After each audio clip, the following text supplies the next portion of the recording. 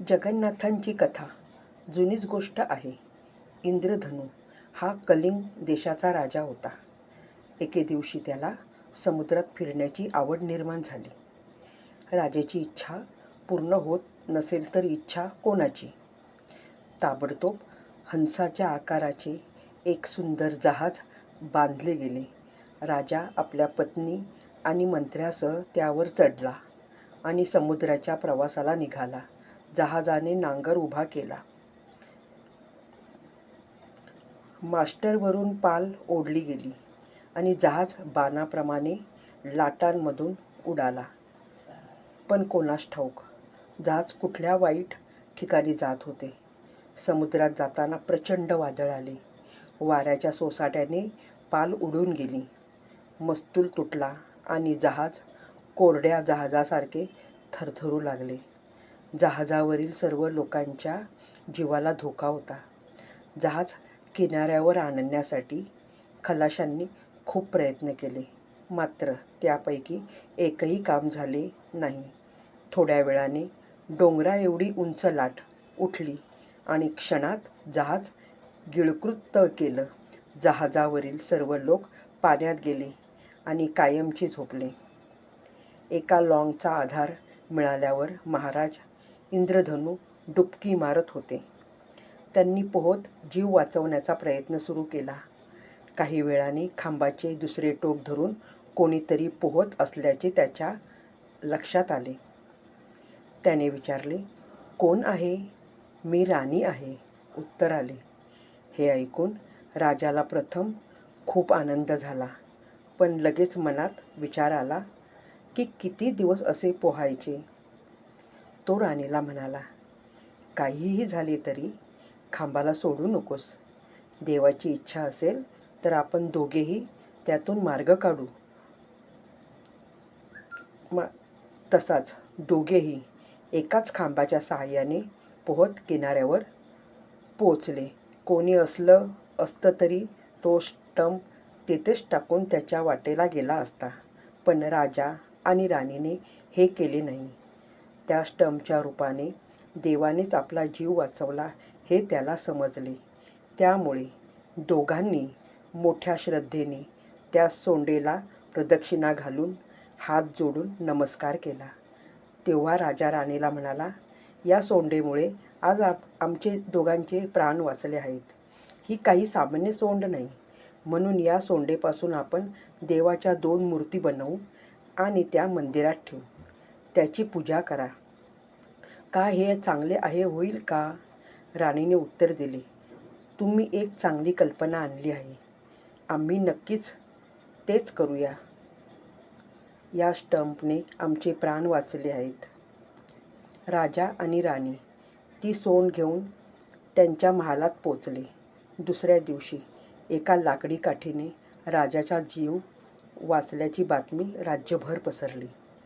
त्यामुळे राजाला त्यापासून देवाच्या 2 मूर्ती बनवायच्या आहेत. आता फक्त काय, त्या देशाच्या कानाकोपऱ्यातून शिकलेले लोक राजाच्या दरबारात येऊन जमले. "मूर्ती घडविण्याचे काम माझ्यावर सोपवा," असे सर्वजण म्हणायचे. ते सर्व पाहून राजाला खूप काळजी वाटली की जर मूर्ती बनविण्याचे काम आपल्यावर सोपवले तर उत्तम कारागीर कोण आहे हे कसे कळणार. त्यामुळेच त्यांनी सर्वांना सांगितले की मी उद्या निर्णय घेईन. त्या रात्री देवाने राजाला स्वप्नात दर्शन दिले आणि म्हणाले, "हे राजा, त्या कारागिरापैकी कोणावरही देवांच्या मूर्ती बनविण्याचे काम सोपवू नकोस. ते त्यांच्या लायकीचे नाहीत. उद्या एक म्हातारा कारागीर तुझ्या दरबारात येईल. त्याच्याकडे हे काम सोपव." असे बोलून तो गायब झाला.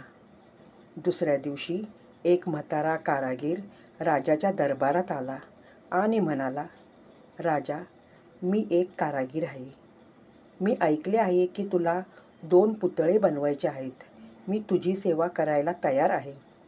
पण तो कारागीर खूप म्हातारा होता, म्हणून सर्व दरबारही तो राखेपासून पुतळे बनवणार की नाही अशी कुजबूज करू लागले. परंतु राजाने त्याचे स्वप्न लक्षात ठेवून हे काम त्यांच्यावर सोपवले. मग इथले इतर सर्व कारागीर मनातल्या मनात राजाला शिव्या देत निघून गेली.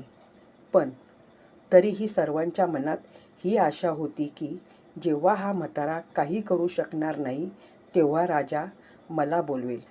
त्या महान वास्तुविशारदाने प्रथम राजासमोर काही अटी ठेवल्या. जोपर्यंत मी या मूर्ती घडवत राहीन तोपर्यंत कोणीही माझ्याजवळ येऊ नये. मी बंद घरात बसून मूर्ती घडवीन. माझे काम संपल्यावर मी स्वतः दार उघडून बाहेर येईन. पण दरम्यान कोणीतरी मला चिडवेल नाही तर काम पूर्ण होणार नाही. राजाने त्याच्या अटी मान्य केल्या. पण दरबारी मनात म्हणाले, बघा, अंधारात बसून हा म्हातारा कसल्या मूर्ती बनवतो? मूर्ती नजरेस पडण्याची भीती आहे का? राजाने शिल्पीसाठी एक घर बांधले. मोठ्याने तो लॉन घेतला आणि घरात बसून सर्व दरवाजे आतून बंद केले. असेच बरेच दिवस गेले. मोठे जेवण करूनही तो घराबाहेर पडला नाही. शेवटी काही कारागिरांच्या मनात म्हातारी आत काय करते आहे जाऊन बघावे अशी इच्छा निर्माण झाली. तो घराजवळ गेला आणि दरवाजाच्या छिद्रातून बराच वेळ ऐकत राहिला. मात्र त्यांना कुठेही आवाज आला नाही. त्या घरात शांतता होती. मग तो राजाकडे गेला आणि म्हणाला, महाराज, त्या म्हाताऱ्याने तुमची चांगलीच फसवणूक केली आहे. तो त्या घरात अजिबात नाही. त्या घरातून कसलाही आवाज ऐकू येत नाही. हा म्हातारा खूप आधी सगळ्यांचे डोळे वाचवून पळवून गेला असावा. पण राजाचा त्या म्हाताऱ्यावर पूर्ण विश्वास होता. त्यामुळेच त्यांनी त्या गप्पांना फटकारले. उदास चेहऱ्याने तो निघून गेला आणि काही दिवस गेले. पण तरीही वृद्धांच्या घराचे दरवाजे उघडले नाहीत. तेव्हा काही कारागीर गेले आणि राजाला म्हणाले, राजा, म्हाताऱ्याच्या घरात पूर्ण शांतता आहे. तो मेला नाही का? मूर्ख, त्याला नक्कीच काहीतरी घडले असेल. नाही? गप्पांना खूप फटकारले. उदास चेहऱ्याने तो निघून गेला आणि काही दिवस गेले. पण तरीही वृद्धांच्या घराचे दरवाजे उघडले नाहीत. तेव्हा काही कारागीर गेले आणि राजाला म्हणाले, राजा, म्हाताऱ्याच्या घरात पूर्ण शांतता आहे. म्हातारा मूर्ख मेला आहे का? काहीतरी नक्कीच झालं असेल त्याला, नाही तर आत्तापर्यंत मूर्ती बनवल्या असत्या. यावेळी राजाला खरोखरच संशय आला. अशा प्रकारे रात्रंदिवस ऐकल्याने राजाच्या संयमाचा बांध फुटला. मग राजाने म्हातारीच्या घराजवळ जाऊन दार ठोठावले. पण आतून काहीच उत्तर आले नाही. तेव्हा राजाने निराश होऊन दार उघडले. पण आत जाऊन बघितल्यावर आश्चर्यचकित ना, हा म्हातारा कारागीर होता ना तो लाकडी ठोकळा. इथे फक्त 2 सुंदर मूर्ती पडल्या होत्या. त्या मूर्तीचे सौंदर्य पाहून राजा मोहित झाला. पण नंतर त्याला कळले की दोन्ही मूर्तींना हात नव्हते आणि त्या कोणत्या प्रकारच्या मूर्ती आहेत. दरम्यान त्या देवांची मूर्ती. हे राजा, तू विनाकारण उतावीळ झालास. अजून काही दिवस राहिला असता तर आम्हा दोघांचे हातपाय गमवावे लागतील. तुझ्या घाईमुळे आम्हाला हातपाय नसून राहावे लागेल. तेव्हा इंद्र नतमस्तक होऊन म्हणाला, भगवान, मला क्षमा करा. म्हातारा मेला असा संशय मला आला होता म्हणून मी दरवाजे उघडले. पण तो कारागीर कुठे आहे तो कुठेच दिसत नाही. मी तो कारागीर आहे, देव म्हणाला. आता राजाला आपली चूक कळली. पण आता तुला कशाला खेद वाटेल? पक्ष्यांनी शेत खाऊन टाकली. त्याने ताबडतोब समुद्राच्या किनारी पुरी येथे एक विशाल मंदिर बांधले. जिथे त्याला हे कुंड सापडले होते. त्या मंदिरात त्यांनी दोन्ही मूर्तींचा अभिषेक करून घेतला. त्या दिवसापासून ओरिसाचे पुरी जगन्नाथ हे प्रमुख तीर्थक्षेत्र बनले. आजही भारताच्या कानाकोपऱ्यातून लाखो लोक दरवर्षी जगन्नाथांच्या दर्शनासाठी येतात.